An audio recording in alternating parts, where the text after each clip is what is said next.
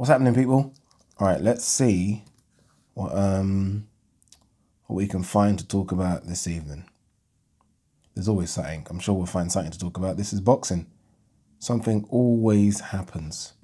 Let's get a quick swig of the amber nectar.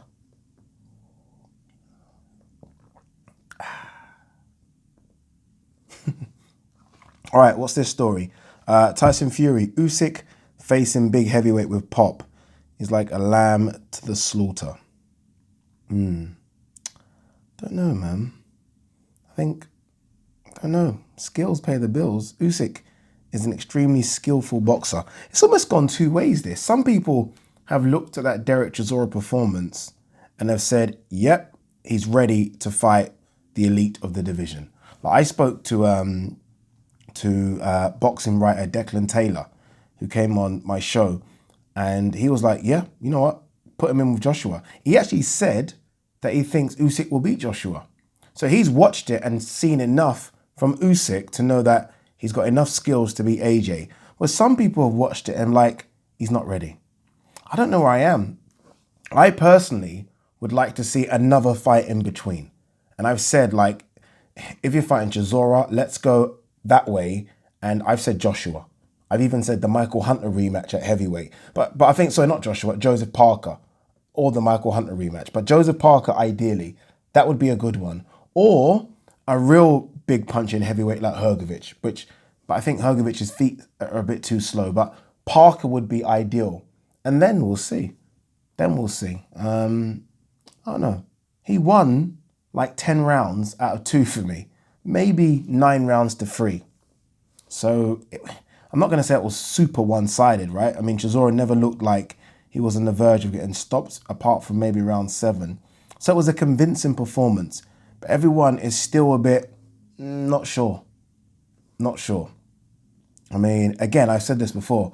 There are other heavyweights out there. It's not just AJ and Fury. And let's see how he goes with other guys in the top 10. That's why I think Parker makes a lot of sense, because Parker, for me, I know he's not done much recently, but Parker, for me, is still, I think, a top 10 heavyweight. And I'd like to see that one. That would be quite a good scrap. What else we got here? By the way, this is fight week. Kell Brook versus Terence Crawford, or shall I say it correctly? Terence Crawford versus Kell Brook is this week. This weekend, it's happening. I mean, it feels like now, and that's why I applaud the boxing schedule. It does feel like there is a big fight every single week now, which is fantastic, and I love it. This is a big fight. And I can't wait to see it. Kell Brook looks in fantastic shape. Terence Crawford looks like he's mentally tuned in, right? I think it's going to be tough work for Kell. Regardless of the shape he's in, I think it's going to be really tough work. I think he's going to do okay for the early rounds, and then I think he's just going to run out of gas. And I think Terence Crawford is just going to start landing clean shots. But I think for the first 5, 6, maybe even 7 rounds, I expect this to be a fantastic fight. I wouldn't be shocked if the first 6 or 7 rounds are split. I wouldn't be shocked if, honestly, it's close, like a 4-3. That's honestly, and then I expect the gas tank just to run empty. That's what I expect to happen. And then I expect him to get touched up a bit, and then could be a stoppage, could be a corner stoppage, could be from there, he just hangs on and it goes to wide points. But I do expect the first 6 or 7 rounds to be interesting. I hope it is, because I've been waxing lyrical about Kell Brook for a few years, and I've always said that if he can make 147 well, then a Kell Brook is a problem for anyone. And I hope that rings true. But you know what it is? I just hope that he does enough in this fight so that he doesn't A, retire, and B, that he kind of puts himself in the shop window for fights against Garcia if Garcia loses to Spence, and Furman's out there, maybe even a Porter. Do you know what I mean? I just don't want it to be a case of he gets beat up and then everyone says, call it quits. I want it to be a case of he has a nice little swan song to his career, right? An Indian summer.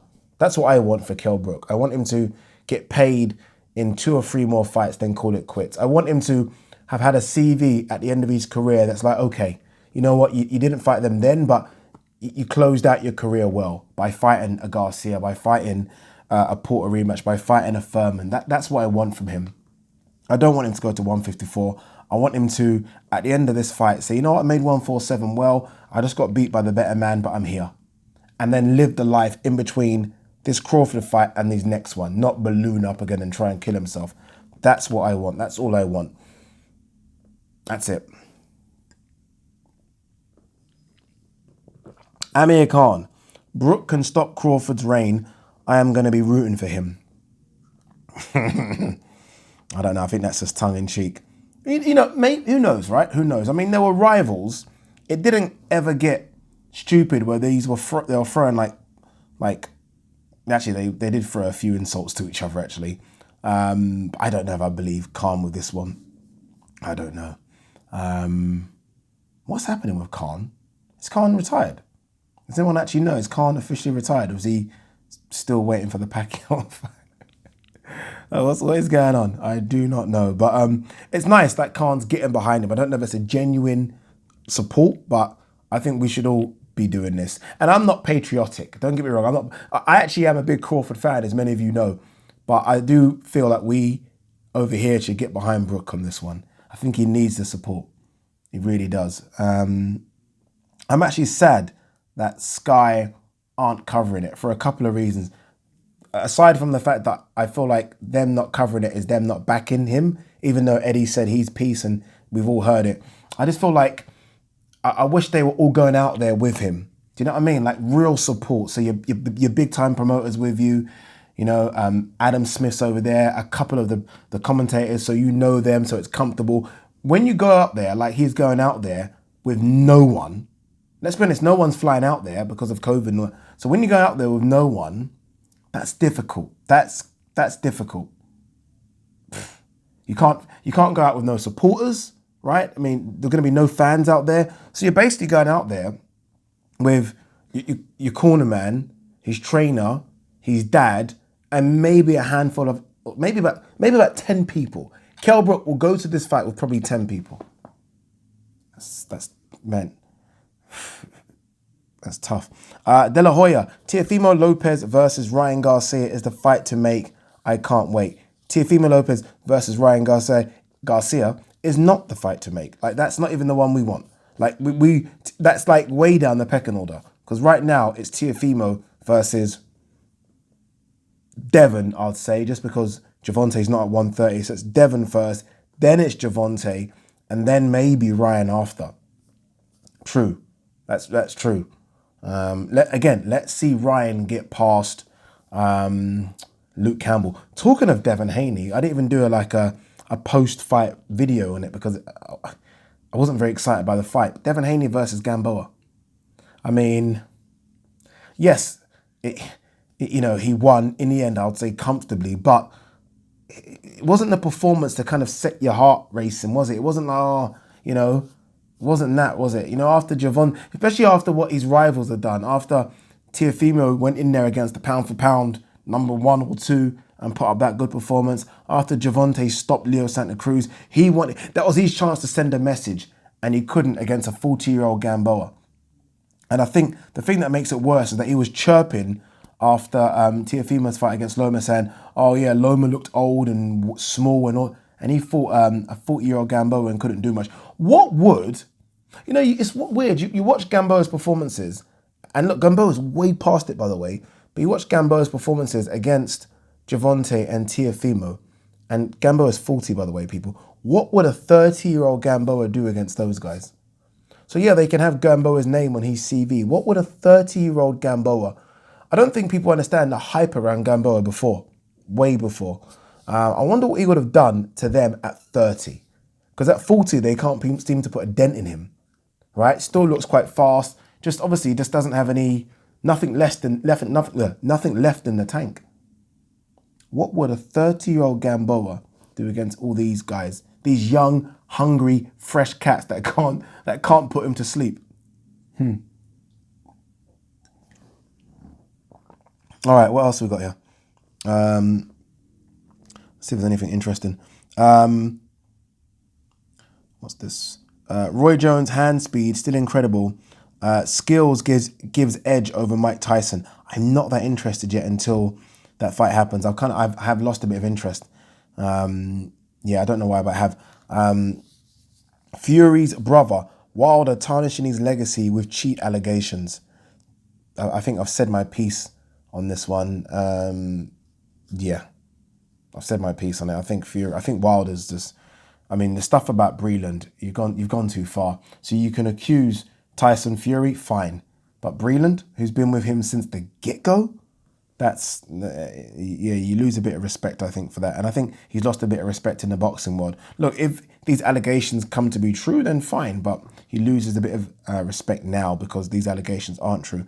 Canelo hopes to announce date, opponent in the next few days. Let's hope that it is Caleb Plant. That'll be good, right? Again, he wants to become a 40 world champion. Caleb Plant, unbeaten, big, strong at the weight, good boxer.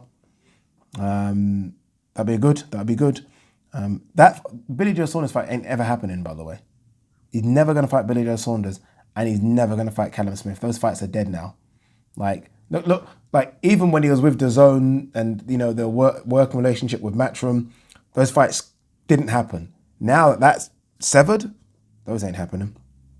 What's this? Provodnikov would consider return only for a fight with meaning. Stay retired, please. Please stay retired. If you guys want to see a fight that just takes years off you, just go and watch Provodnikov versus Lucas Matisse. Just go and watch it. Just watch it and then just watch years being taken out of them with every punch. Two of the hardest punches at the time at 140 just literally went toe-to-toe. It ended both of their careers, basically. Well, what else we got here? Okay, Hrgovic got a good win, didn't he? Beat, I say good win. Even he at the end of that fight against Rydell Booker put his arm around Rydell and says, "Look, stop. You're too old, man. You're an old man. Stop." So I can't even give you credit for that win. Luis Ortiz came back as well, didn't he? He got a win in the first, minute against Alexander Flores. Okay, cool. And this Zheli Zhang won as well. This Chinese heavyweight. I think that's the guy that they're trying to push a bit. Yeah. Okay, cool. We'll see what any of these guys can do. What else did they talk about? Let's have a look and see if there's any more news before we pack up and go. 2 seconds, peeps. 2 seconds. Hey, Joyce Dubois coming up, by the way. No one's talking about that. Joyce Dubois is coming up at the end of the month. So literally, I think it's the 28th of November. I think I'm actually doing something for TalkSport in the studio, like a fight night with Adam Cattrall or something on that one, or something. I think I'm definitely doing something. I don't know if it's in the studio. I'm guessing it's in the TalkSport studio with Adam Cattrall or Gareth A. Davis. But I am doing something on that, which will be good. What's this?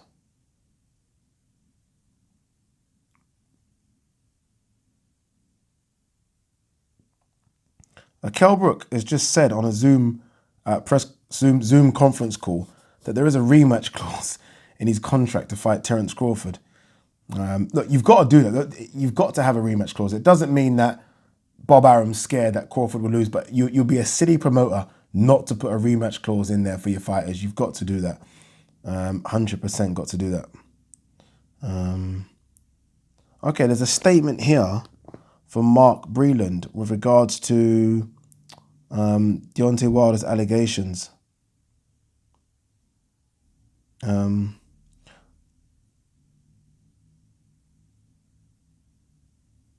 Okay, what's he said? Look, read it. It's quite a long statement.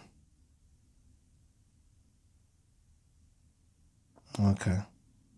Yeah, it's just quite a long statement in response to what Deontay Wilder's saying. Very interesting. All right, peeps. There isn't much to talk about, so I do apologize. But yeah, peace and love.